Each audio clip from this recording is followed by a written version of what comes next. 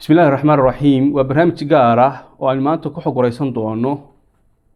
ويهيسي أبوان سعيد جامع وأبوان الهراء وكل دقن عريق النرويج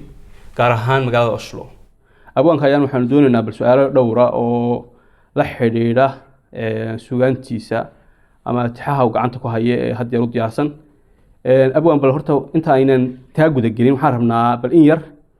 أبوان سعيد جامع وكما وما سنتها سؤال مركو هرسة وكم هذا علنيا أديك إيه ورباهنت وحوي صم مدرن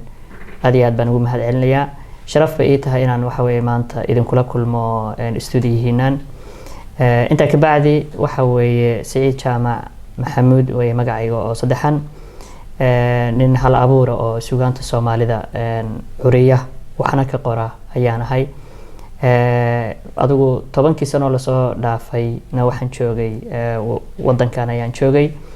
markii horena waxa weeye Soomaaliya ayaan ka imid marka si kooban loo soo koobo Saciid Jaamac waa nin Soomaaliya iyo inta sheegtay iyo qaar badan oo insha Allah aan jecelnahay inaynu waxa weeye maalmo badan oo waxa weeye maalmaha ka duwan ana waqtiga waxa weeye ilaalinaya inaynu mataqaana ka wada sheekaysano insha Allah santahay bal inta aynan taxaha iyo u gelin qofku marbu dareemaa in suugaan ku gaxsan tahay ama wax ku jiraan xilliga kugu horeysay ee aad dareentay inaad wax tirin karto masala oran karaa maciil baa ka keenay mise caashaq baa ka keenay baliyada laftirkeena arun waxa weeye gabayga kulay sabab unba keenta wax walba sabab unba keenta haddaan tusaale ahaan u soo qaato waxa jiray nin abwaan Soomaaliyeed oo hadda dhintay Allah u naxariisto la oran jiray Xaaji Aadan Afqalooc tixihiisii tix kamid ah waxa kamid ahayd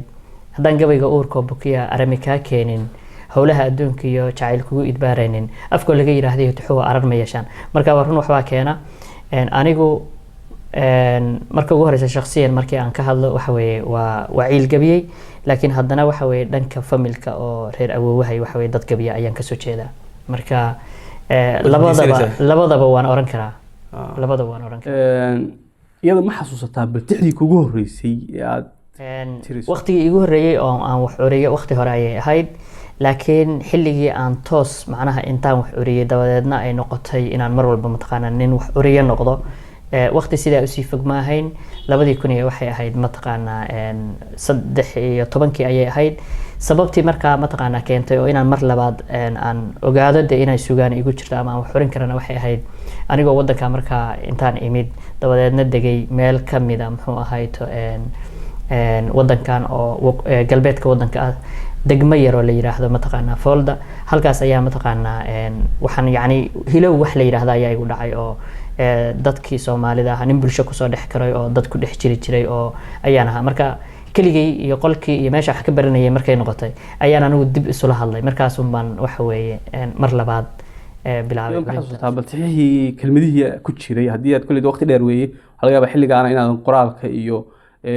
inaad waqti ku silumin sidaadan markaadan diyaar ama aysan xilliga ku diyaarsanayn laakiin badad kelmada ka xasuusatid tixdii kugu horeysay aad waxyaabo badan ayaa mataqaana magta horta aan hal mid baan rabaa inaan iraahdo suugaanta markuu qofku curiyo qofna waxa weeye madaxiisa iskaga rajiis gareysanta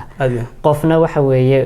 markuu uu curiyo wax uu ka xasuusanaya laakiin inuu qoro ayaa ka wanaagsan marka xilli hore maadaama ay ahayd waxyaabaha aan ka xasuusto waxa kamid ah barnaamijkii aan ku jiray oo dadka inta aan aqoon ayaan mataqaana u bayaaminayaa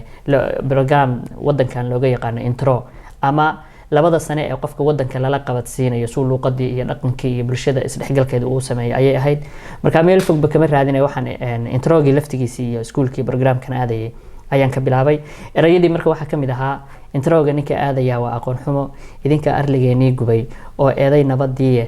aada oo akhriya erayadu waa abaal marine marka waqti horena way ahayd laakiin adu erayadaas waxay kamid ahaayeen bilowgii aad ma maasan tahay inuu barnaamijkeena ku sii gudagayna bal hadda waxaan rabaa kulli dad Soomaaliyeed baynu nahay dadka Soomaaliyeed dhaqan iyo beecad baynu lahayn markaynu dhaqankii beecadeenni ka nimi halkan aynu nimi iyada dhaqankeeni iyo kanaynu nimi ma jiraan waxyaalo aad bal labada isugu eegaysa ama waxyaalaha halkan aan xagga ka jirin xaggan yaalo kale waxyaabaha xagga ka jiray iyo halkan waxa ka jira waa dad adduun iyo aakhira jooga soo warramay inuu noqonayna waxyaabo badan ayaa ka jira tusaale ahaan waxa weeye cimiladii waa isbedeshay luqadii waa isbedeshay cuntadii waa isbedeshay bulshadii waa isbedeshay diintii dadkaan u nimid waa dad naga diin bedelan marka waa jaamacad caadi oo wax la dhameyn karo maaha laakiin markaan soo koobo tix waxaa jirtay hadda ka hor aan martiriyey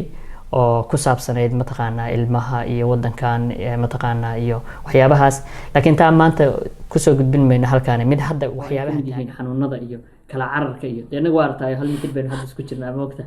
marka dadkii afka xiranaya iyo waxa laga yaabaa xitaa inaad qofka qof isugu dhaweydeen inaad ka shakidid moogta marka tix la yiraahdo xaniban oo adduunyadan xaniban ku saabsan iyo xanuunadan ayaan mataqaanaa jecelahay inaan hadda bal maanta aynu midhaheeda maqli karnaa balka tixdaas waxa weeye qaybta dambe waxay la hadlaysaa dadka mataqaanaa muxuu ahayto qaybta dambe wadani weeye oo waxay ka hadlaysaa macnaha diintii iyo siyaasadda Soomaaliya iyo inta horena xanuunadan iyo adduunkan iyo waxyaabahaas ka hadlaysaa marka tixdu waa gabay waxa weeye haddii aan bilaabo inaan gabay xasuustaba ma rabin toban xagayoode xakamaha ma yeelo afkuna wayga xadayaaye xaaladaha adduunyada ka badan xayska soo daaye xilligii yimaadana waxbaa lagu xasuustaaye xiska fahanka waa lagu hodma garasha xeldheere anigoon xasrada muujinayn qolaana xiisaynin xogu yeesha gabaygani waa xiise weyn yahaye ku xamdiya xuquuq lama niciyo xaqiyo iimaane dunidan ilaah baa xukumo xaakimo jiraye xanuunada ilaah baa wadiyo korona xayndaabe afka xiro faraha xaalo ayaa loo xaglinayaye salaantiina xeerkay lahayd lagala xiisoye xigtadiina kala bodayo wuu xaniibayaye anna waxaan la xuramayaa waa xaniibantaane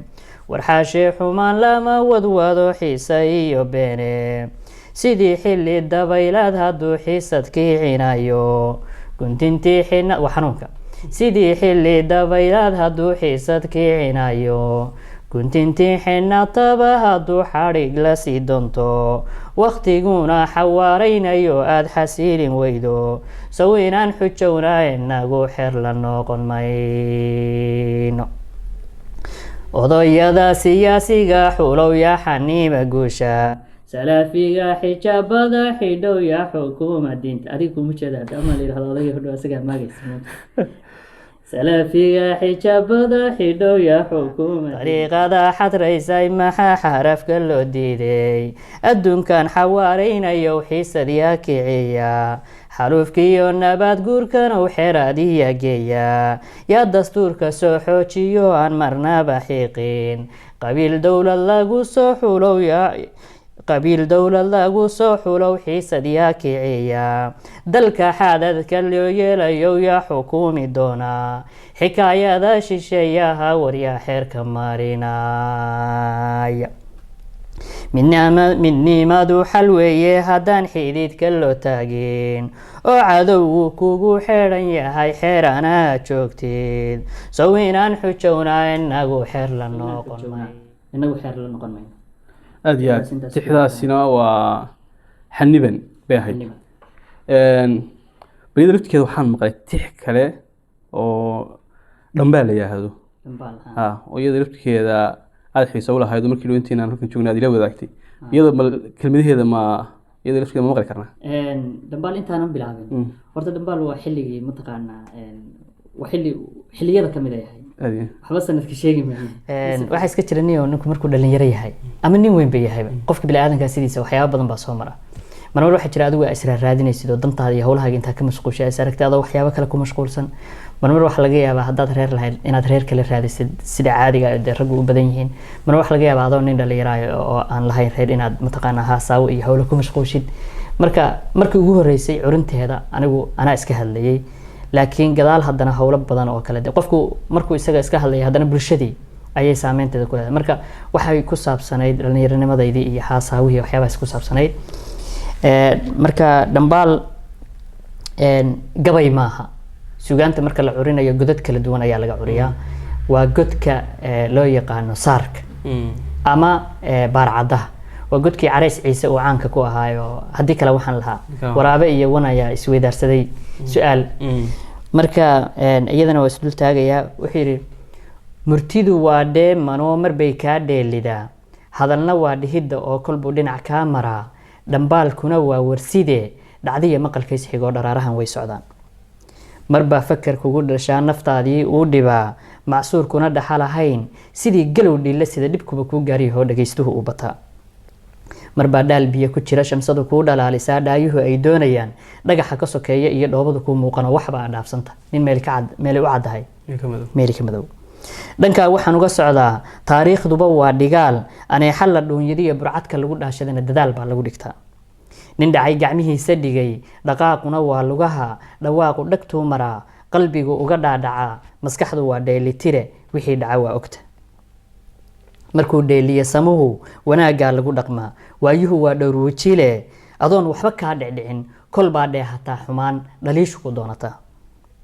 dhigeeda waxaa la mid ah nin dhagar qaba shaki ku dhalay dhaqaaq joogsigu ku baday markuu dhinacyadiisa dayay dhalaandhuuxii dadmood bulshadu dhaxal bay lahayd dhalaan korayay lahayd xumahoo laga dhiidhiyiyo dhaantiya luuq bay lahayd ninkii dhahay bay lahayd dhulkayga anaa iskale cishqiga waa loo dhintaa dhunkaashuna waa hadwade cishqiga waa loo dhintaa dhunkaashuna waa hadwade haddii uu ruux dhintana mid baa dhaxalkiisa suga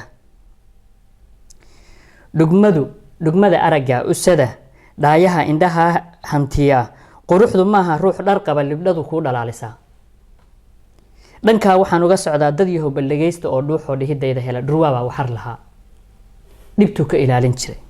abaartu kolkay dhacdana biyuhu u dhaamin jiray waxartii dhakafaartay oo orahay dhiibtay oo dhurwaagii bay ku tiri dhaqaalayntaada iyo dhibta iga feedaysaa aniga igu dheer waryaa ha yeeshee dhagabarjow indhaha kuu dhammayn maya markaan gudhugtaan maxaa bay tiri abuurta ma dhaawicina aabihii dhalay reer dhurwaa foolxumaa ku dhammaatay ma sidaaduu dhaga xumaa bay tiri ilaan wuu dhoohan yahay dhurwaa samir laguma ogaa inay dhasho ma uu sigina caqliga ka dhammaadayo dulqaadkii buu dhigo intuu waxartii dhugto dhamaysto daqiiqad cuna dhan kale aan kaa tusee kaneecadu dhagor ma laha dhawaaqeeduna ma yara dhib bay kuu geysataa adoo dhakhtar raadaysaa daawooyin dhitaysataa shinnidu malab bay dhashaa lugay ku dhaqaaqda ma leh khilaafna ma soo dhex galo miyaysan wax dhaba ahayn shimbiri buul bay dhistaa dhallaankeeday dhigtaa dhulkana kuma aamintee laandheer bay soo surtaa dhibkay ka ilaalisaa miyaysan wax dhaba ahayn aboorka baldheeho oo weligii ma dhaansan awr baraagna ma dhulan yaqaan haddana dabakh buu dhisaa waxaan dhudhubkaa u degay hadday biyo soo dhibceen dhammaantiin aaqoydeen dhaxanta la gariiraysaan qurbaha ku dhammaanaysaan dhiggiina ka liidataan haddana ka dhoohan tihiin haddeerna ka dhoohan tihiin dhexdiinada diidan tihiin xageebaad ku dhammaanaysaa dhammaan intaas aad iyo aad baad mahadsan tahay kaasina wuxuu ahaa abwaan Siciid Jaamac Maxamuud aad baad mahadsan tahay bal qaybteenan maanta barnaamijyo taxana ah oo suugaanta iyo dhaqanka la xiriiri doona af Soomaaliga laftirkiisa insha Allah aan rajayn doono dhalinyaro badan oo wadankan Norway ku dhaqan oo aan dhaqankooda iyo afkooda wax badan ka aqoon baa jirta iyada laftirkeeda waxaan isku daynaa insha Allah abwaanka inaanu barnaamijyo la xiriira dhaqanka iyo af Soomaaliga si dhalinyaro badan uga faa'iideysato inaanu ka diyaarino insha Allah aad baa mahadsantahay abwaan aad baa kugu mahadcelin salaantuna xeerkay lahayd lagala xiiso waa saxolka la saar aad iyo aad baa mahadsantiin aniguna waa idin mahadcelinayaa waxaana leeyahay waxa weeye la socda idaacadda waxa weeye waa niman mataqaanaa dhalinyaro u taagan inay dadka u soo gudbiyaan waxa weeye wax kasta oo muhiim ah marka aad iyo aad baan kugu mahadcelinayaa adigana su'aal adiga iyo bahda mataqaanaa Somali Modern Media aad iyo aad